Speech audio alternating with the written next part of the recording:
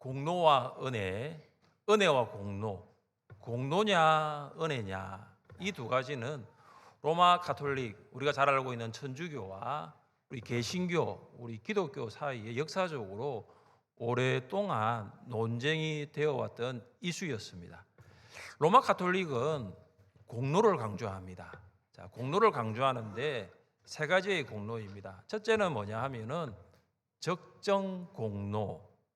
여러분, 뭐가 적정하다 할 때 적정입니다. 그러니까 상을 받을 만한 공로, 이게 적정 공로입니다. 그리고 또 한 가지 공로가 더 있는데 재량 공로. 이거는 적정 공로보다는 조금 못한데 그래도 하나님의 상을 받기에 적합하다라는 것이 재량 공로입니다. 그리고 또 한 가지의 공로가 더 있는데 이 공로가 여분의 공로. 우리가 뭐 할 때 뭐 여분의 이게 있고 좀 남은 걸 여분이라 하지 않습니까? 이거는 뭐냐 하면 공로 이상의 것인데, 이 천주교에서는 이 공로의 보고가 있습니다. 공로를 쌓는 약간 창고 같은 개념이 있는데, 다시 말해서 연옥에 있는 영혼이 이 공로가 쌓이면 어디로 간다? 이 천국으로 간다고 가르치는데, 그때 사용되는 공로가 여분의 공로입니다. 그래서 이 가톨릭을 보면, 천주교를 보면 늘 공로를 강조해요. 그래서 공로에서 시작해서 공로에서 끝납니다. 그러나 개신교, 프로테스탄트 이 개신교는요, 우리가 이제 기독교 개신교는 적정 공로, 재량 공로, 여분의 공로, 모든 공로를 부정합니다. 모든 공로를 부정합니다. 개신교는 한 가지 공로밖에 없습니다. 그것이 어떤 공로냐? 우리 주 예수 그리스도의 공로입니다. 인간의 공로는 없습니다. 그리스도의 공로, 이것은 믿음을 통해서 우리에게 은혜로 주어집니다. 그래서 은혜는 우리의 공로가 아닙니다. 천주교에서 말하는 적정 공로라든지 재량 공로라든지 여분의 공로, 이런 공로는 없습니다. 우리의 공로가 아니라 예수 그리스도의 공로를 통해서 하나님께서 주시는 선물이 뭐냐? 은혜라는 것이죠. 그래서 개신교는 은혜에서 시작해서 은혜로 마치는 것입니다. 사도 바울이 이것을 확인하였습니다. 어떻게 고백했냐면, 너희는 그 은혜에 의하여 믿음으로 말미암아 구원을 받았으니 이것은 너희에게서 난 것이 아니요 하나님의 선물이라. 마틴 루터가 종교개혁을 일으켰지 않습니까? 그때 5가지의 종교개혁 강령이 있는데 그 중에 한 가지가 뭐냐면 오직 은혜, 솔라 그라티아입니다. 그러니까 구원은 뭡니까? 구원은 공로가 아닙니다. 행위에 의해서 주어지는 보상이 아닙니다. 오직 하나님의 은혜에서 비롯된다는 것입니다. 사도 바울은 오늘 본문에서 하나님을 어떠한 분으로 묘사하고 있느냐 하면 모든 은혜의 하나님으로 묘사하고 있습니다. 모든 은혜의 하나님은 모든 은혜를 주시는 하나님입니다. 우리가 믿는 하나님은 모든 은혜를 주시는 하나님이신 줄 믿습니다. 혹시 이 자리에, 혹시 오늘 이 예배의 자리에 오신 분 중에 아직 이 모든 은혜의 하나님을 만나지 못하신 분이 있다면 오늘 이 말씀을 통하여 모든 은혜의 하나님을 꼭 만나시기를 주님의 이름으로 축복합니다. 여러분, 모든 은혜의 하나님께서 주시는 은혜가 있습니다. 그 은혜가 여러분 삶 구석구석으로, 여러분의 가정으로, 일터로, 직장으로, 또 여러분이 살아가는 그 모든 삶 구석구석으로 물이 바다를 덮은 같이 하나님의 은혜가 여러분을 압도적으로 지배하게 될 것임을 믿으시기를 주님의 이름으로 축복합니다. 자, 모든 은혜의 하나님, 어떤 하나님일까요? 첫째, 모든 은혜의 하나님은 그리스도 안에서 우리를 부르십니다. 그리스도 안으로 우리를 불러주신 하나님이 모든 은혜의 하나님입니다. 여러분, 10절은 이렇게 시작됩니다. 모든 은혜의 하나님 곧 그리스도 안에서 너희를 부르사. 베드로는 이 소아시아에 흩어져 신앙생활을 하고 있는 성도들을 어떻게 말하냐 하면 모든 은혜의 하나님이 그리스도 안에서 너희를 불렀다라고 강조합니다. 그리스도 안에서 성도를 불렀다는 것만큼, 이것만큼 분명한 하나님의 은혜는 없습니다. 이것만큼 확실한 하나님의 은혜는 없습니다. 여러분, 왜 그리스도 안에서 성도를 불렀다는 것이 정말로 분명한 하나님의 은혜일까요? 정말로 확실한 하나님의 은혜일까요? 왜냐하면 성도는 부르심을 받기 전에는 그리스도 안에 있지 않았습니다. 저와 여러분 다 마찬가지예요. 다 우리는 그리스도 밖에 있었습니다. 베드로가 소아시아 성도들에게 이미 이런 언급을 한 적이 있습니다. 너희는 택하신 족속이요 왕같은 제사장들이요 거룩한 나라요 그의 소유가 된 백성이니 이는 너희를 어두운 데서 불러내요 그의 기이한 빛에 들어가게 하신 자의 아름다운 덕을 선포하게 하려 하심이라. 자, 베드로가 이 소아시아 성도들이 너희가 부르심을 받기 전에는 바로 어두움 가운데 있었다라고 말을 합니다. 그러니까 어두운 데서 불러내었다라고 이야기를 하고 있는 것입니다. 여러분, 어두운 가운데 있었다는 것은 다른 말로 그리스도 밖에 있었다는 것입니다. 그리스도 안에는 빛이 있지만 그리스도 밖에는 어둠밖에 없습니다. 그리스도 안에는 아주 놀라운 빛이 있습니다. 그래서 우리가 빛의 자녀가 된 거잖아요. 그리스도 밖에는 우리 어두움의 사람들이었어요. 그리스도 밖에는 아주 비참한 어두움이 있었다는 거죠. 그리스도 안으로 들어오시면요, 그 안에는 소망의 빛이 있습니다. 그러나 그리스도 밖에는 뭐가 있습니까? 절망밖에 없어요. 이처럼 아무런 소망이 없었던 소아시아 성도들, 소망이라고는 하나도 없었던 절망뿐이었던 그들이 소망의 빛 대신 예수님 안으로 들어왔다는 거, 이거 무엇으로 설명할 수 있겠습니까? 오직 하나님의 은혜입니다. 그들이 그리스도 안으로 들어오기 위해서 천주교에서 말하는 적정공로, 재량공로, 여분의 공로, 그런 공로들을 통해서 그들이 하나님의 자녀가 된 것이 아니죠. 그들이 어두움에서 그리스도 안으로 들어오게 된 것은 전적인 하나님의 은혜인 줄 믿습니다. 그래서 바울이 이런 고백을 했습니다. 그가 우리를 흑암의 권세에서 건져내사 그의 사랑의 아들의 나라로 옮기셨으니. 그러니까 그가가 누구냐면 하나님이에요. 하나님이 우리를 흑암의 권세, 마귀의 소나기에서 정말로 죄의 노예로 살았던 우리를 건져내어서 그의 사랑의 아들 예수 그리스도의 나라로 옮기셨다. 이것이 부르심입니다. 소아시아 성도들이 흑암의 권세 마귀의 안에 살았지만 하나님께서 그들을 부르셔서 예수 그리스도의 나라로 들어오게 되었다라는 것입니다. 여러분, 이 얼마나 경이로운 부르심입니까? 이 얼마나 놀라운 부르심입니까? 이 부르심을 뼈저리게 공감했던 사람들 중에 한 사람이 누구냐 하면 바울입니다. 바울 이전의 이름은 사울이죠. 그는 그리스도 밖에 있었습니다. 그래서 그는 인간적인 열심으로 성도들을 박해하고 종교적인 열정으로 교회를 핍박했습니다. 바울이 그리스도 밖에 있을 때 자기 의로 충만하였습니다. 그런데 여러분 아시죠? 그리스도 밖에 있었던 바울을 어느 날 다메섹으로 가던 길에서 하나님께서 그를 그리스도 안으로 불러주시는 이 엄청난 사건을 직면하게 되었습니다. 이것이 하나님의 은혜로의 부르심입니다. 그리고 그는 이 부르심 이후에 완전히 삶이 달라졌습니다. 여러분 한번 생각해 보세요. 그리스도 밖에 있었던 삶과 그리스도 안에 있는 삶이 어찌 같을 수가 있겠습니까? 그리스도 안으로 부르심을 받기 전의 삶과 그리스도 안으로 부르심을 받은 이후의 삶이 같다면 그것 정말 이상한 거 아니겠습니까? 그래서 바울은 서신을 쓸 때마다 꼭 이 표현을 적습니다. In Christ, 그리스도 안에서. 바울이 바울 서신에서 이 표현을 몇 번 썼냐면 181번 적었습니다. 그만큼 그는 그리스도 안에서 내가 부르심을 받았다라고 강조하고 있습니다. 특별히 고린도후서 5장 17절은 정말 중요한 말씀이죠. 우리 같이 한번 읽어보겠습니다. 그런즉 누구든지 그리스도 안에 있으면 새로운 피조물이라. 그것은 지나갔으니 보라 새 것이 되었도다. 아멘.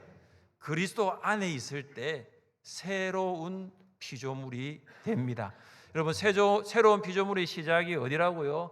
그리스도 밖에서 그리스도 안으로 부르심에 순종한 사람이 새로운 피조물입니다. 여러분 새로운 피조물은 인간 중심에서 그리스도 중심으로서의 삶의 중심을 전환시킨 사람입니다. 이것은 사람의 의지로 할 수 없습니다. 하나님의 은혜로만 가능한 것입니다. 하나님께서 그리스도 밖에 있는 사람을 불러주실 때에 그리스도 안에서만, 여러분 다른 안에서가 아니에요. 그리스도 안에서만 새로운 피조물이 되는 것입니다. 그래서 이것이 바로 그리스도인의 삶의 시작입니다.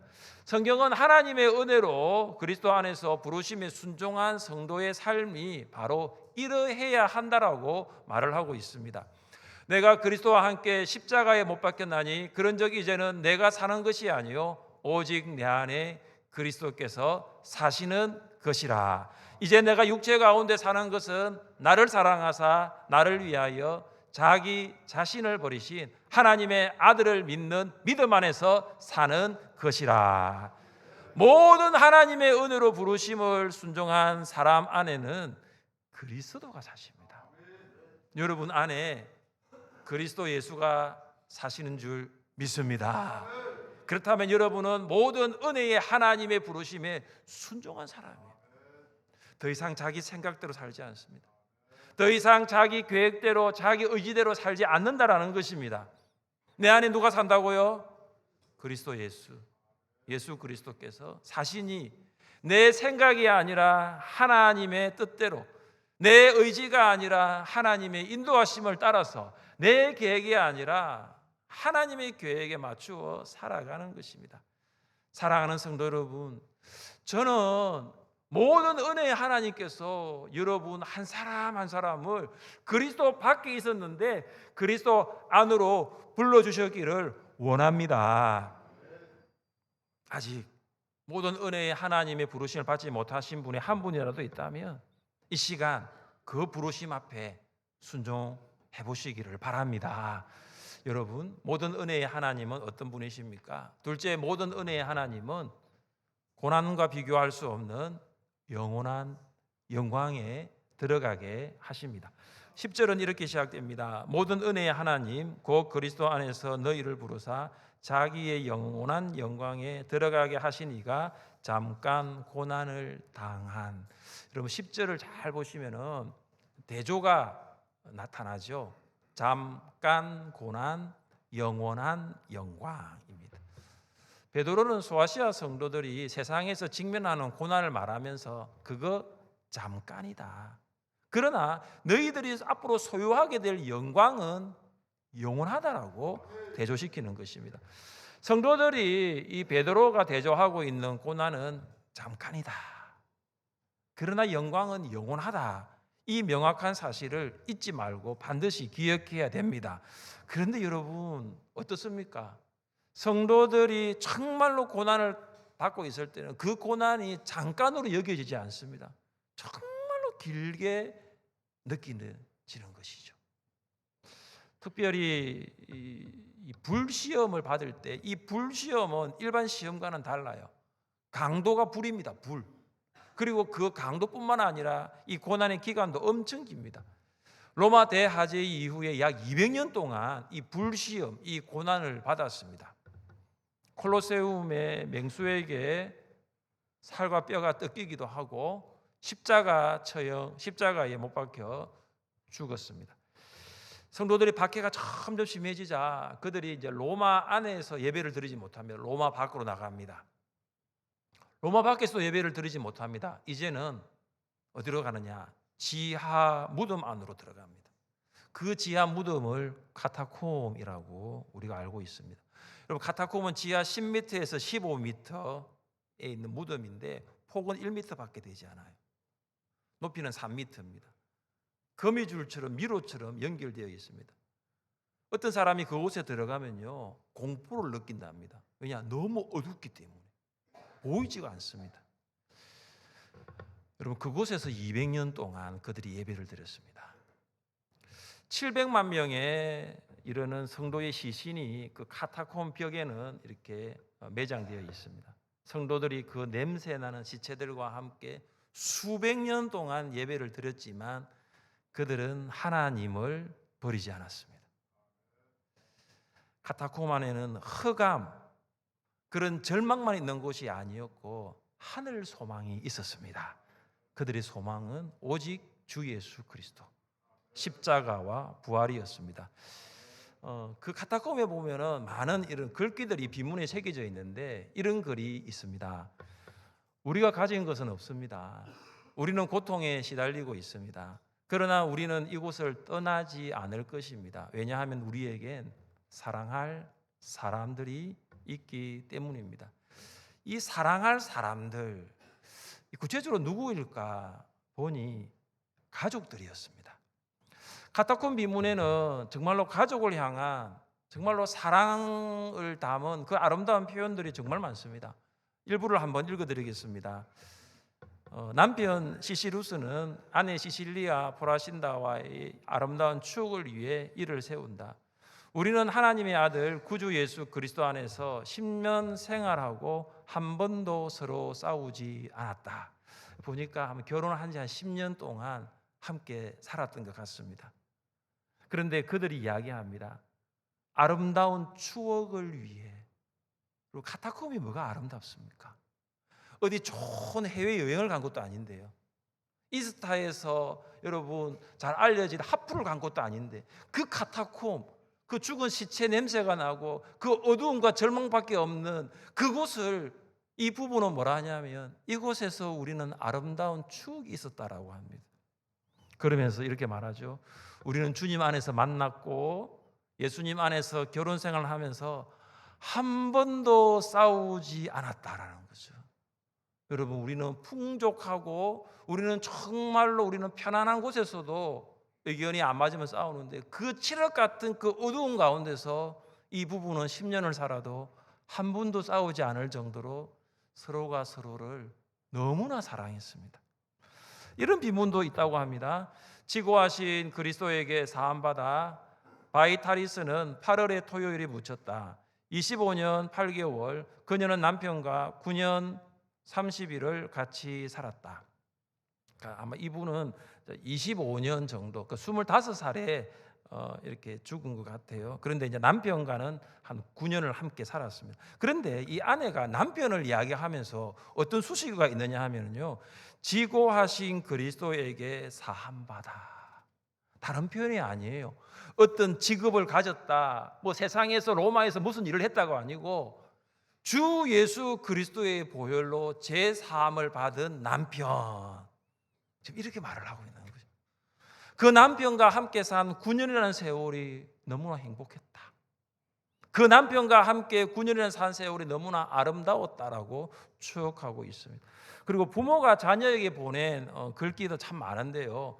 부모가 자녀에게 이런 글귀를 보낸 비문입니다. 우리의 아들 아드사트루에게 사랑스럽고 아름답고 가장 죄가 없는 훌륭한 그는 17년 6개월 8일을 살았다. 그의 아버지와 어머니가 이를 세우다. 이 아드사트루의 부모님이 이 아들을 향한 사랑의 표현이 여기 나와 있죠.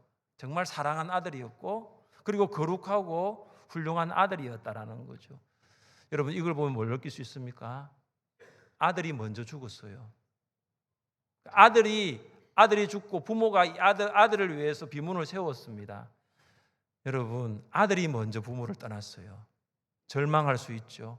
하나님 왜 우리를 불러가시지? 왜 우리 아들을 불러가십니까? 원망할 수 있죠. 그런데 여러분, 여기 원망이 있습니까? 오히려 이런 사랑스러운 아들을 주셔서 하나님 감사합니다. 그거 아닙니까, 여러분? 여러분, 이 카타콤에는요, 남편이 아내를 향한 아름다운 추억이 있는 곳이에요. 아내가 남편을 향한 사랑의 고백이 있고 부모가 자녀를 향한 칭찬이 있습니다. 여러분, 초대교회 성도들이 200년이 넘는 불시험 가운데서도 로마와 타협하지 않고 신앙을 포기하지 않을 수 있었던 이유가 많겠지만 그 중에 하나가 뭐냐 하면 가족이에요. 가족이 예수님을 믿었기 때문에 남편이 힘들 때 아내가 옆에서 응원해주고 또 그리고 아내가 힘들 때 남편이 옆에서 기도해주고 그런 남편과 아내, 부모와 자녀가 오직 예수 그리스도를 하나님의 아들 구세주로 확신하였기 때문입니다. 그래서 200년이라는 세월이 길지만은 않았어요. 그 긴 200년의 세월을 가족이 함께 하였기에 그 고난도 견딜 수가 있었고 참고 버틸 수 있었던 것입니다. 여러분, 아프리카에 이런 속담이 있습니다. 우리 같이 한번 읽어볼까요? 혼자 가면 빨리 가지만 함께 가면 멀리 갑니다. 옆에 계신 분과 한번 이야기해 볼까요? 이 속담이지만 그래도 좀 마음에 와닿죠. 한번 이야기해 보세요.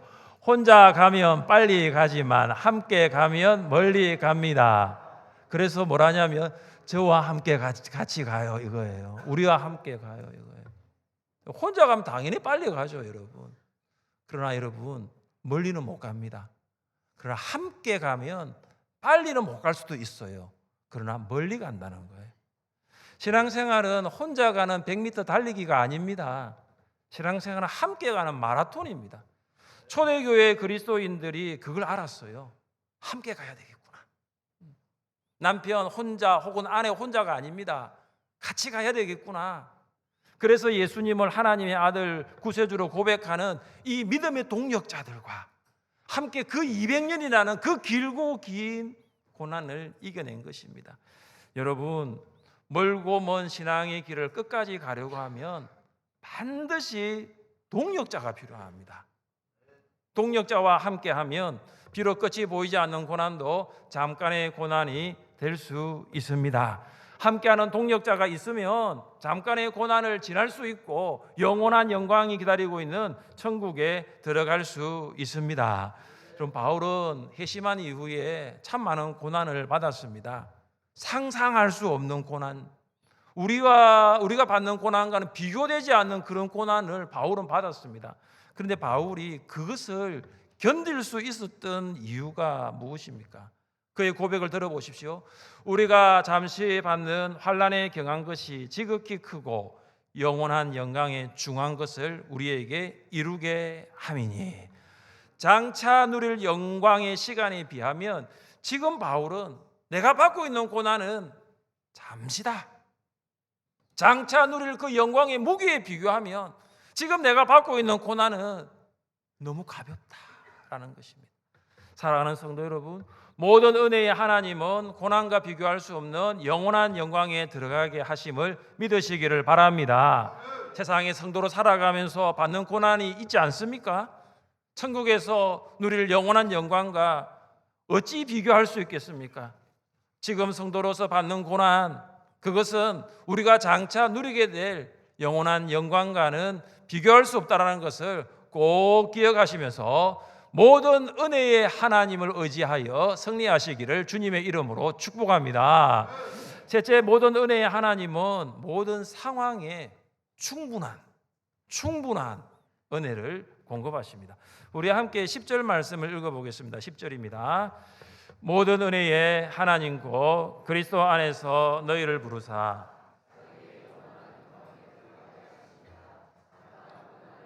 너희를 친히 온전하게 하시며 굳건하게 하시며 강하게 하시며 털을 견고하게 하시리라. 아멘.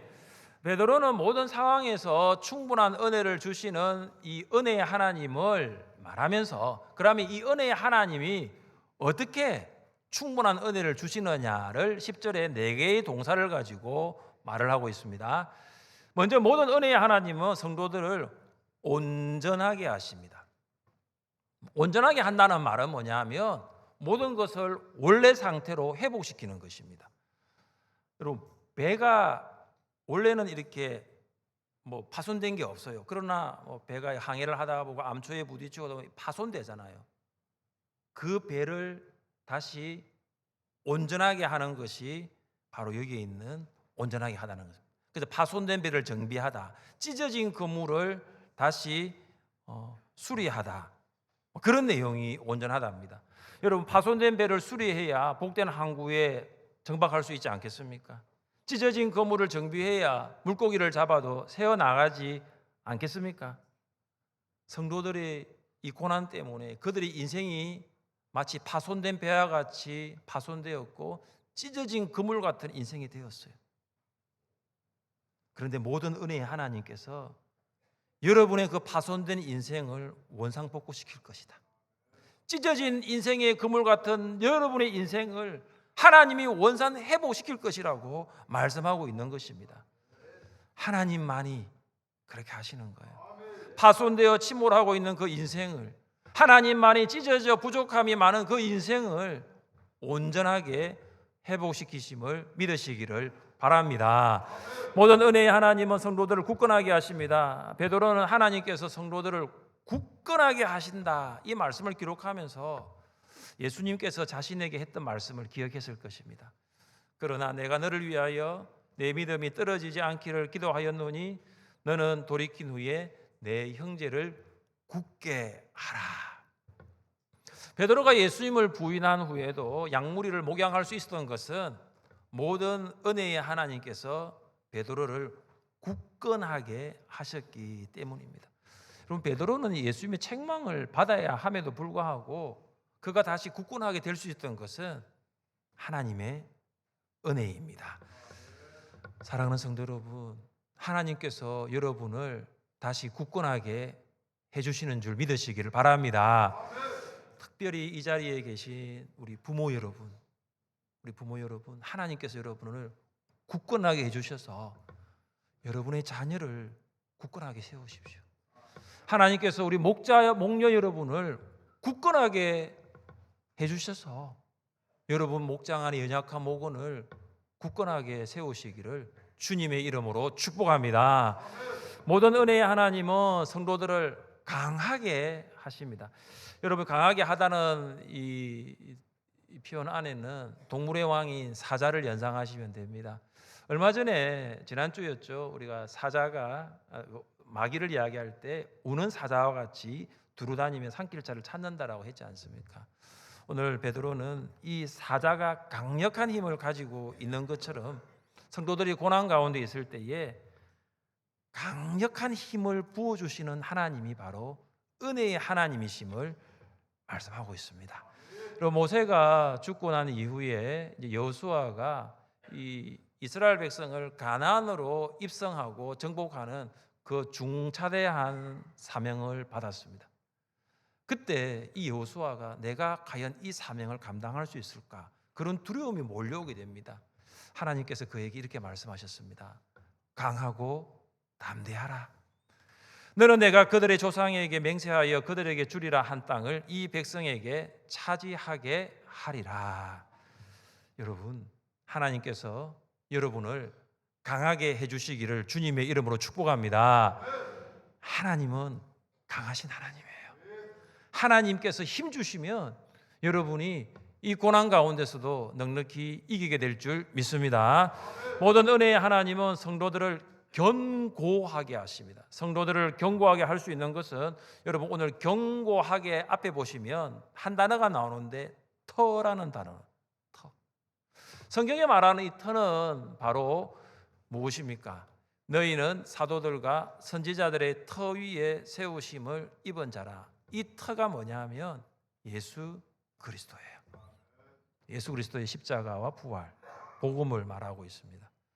모든 은혜의 하나님은 성도들이 고난 중에서도 예수 그리스도의 십자가와 부활이라는 이 복음의 터 위에 견고하게 하십니다.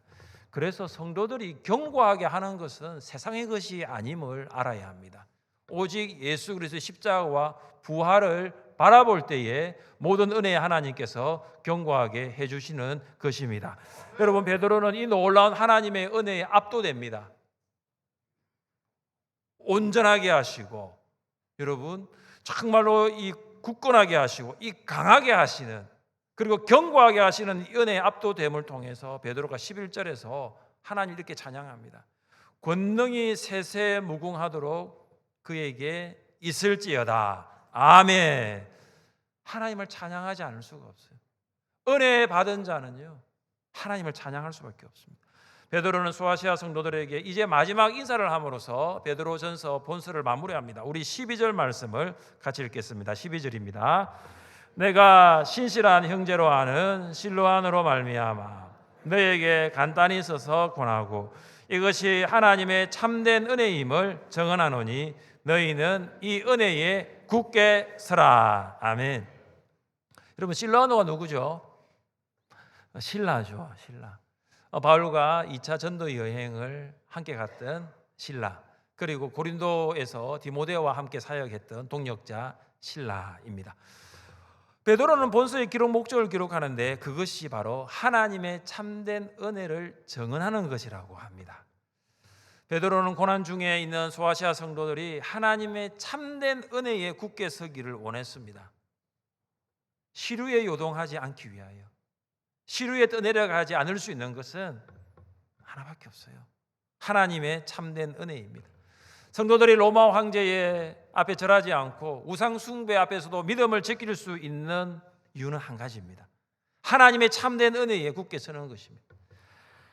의식주를 포함한 경제적인 문제보다, 그리고 썩지 않고 더럽지 않고 새하지 않는 하나님의 나라 천국을 소망할 수 있는 것도 하나님의 참된 은혜에 굳게 서는 것입니다. 모든 은혜의 하나님께서 모든 상황에 충만한 은혜를 공급하십니다. 사랑하는 성도 여러분, 오늘은 6월 마지막 주일을 우리가 보내고 있습니다. 지난 전반기 6개월을 회고하면서 모든 은혜의 하나님이 그리스도 밖에 있었던 나를 그리스도 안으로 부르셨다는 그 부르심을 아시기를 바랍니다. 6개월을 살면서 여러 가지 크고 작은 고난에 직면하였지만 그 고난을 견딜 수 있었던 것은 나를 위해 기도해 주는 우리 가족들, 그리고 나를 위해 기도해 주는 우리 목원들, 그리고 그런 믿음의 동력자들과 함께 하였기 때문에 그 고난을 이겼고 영원한 영광을 바라볼 수가 있었습니다. 모든 은혜의 하나님께서 모든 상황마다 여러분을 온전하게 하셨고 굳건하게 하셨고 강하게 하셨고 견고하게 하셨음을 믿습니다. 다음 주일이 맥주 감사 주일입니다. 우리가 보리 농사를 짓고 밀 농사를 짓지는 않습니다. 그러나 여러분, 2026년도 딱 절반을 지나고 다음 주가 이제 절반을 지난 첫 주를 맞이합니다. 지난 6개월을 돌아보면서 모든 은혜의 하나님께 진심으로 감사할 수 있기를 바랍니다. 그리고 모든 은혜의 하나님과 함께 믿음으로 전진해 나갈 수 있기를 주님의 이름으로 축복합니다. 이 시간 자리에 일어나셔서 함께 찬양합시다.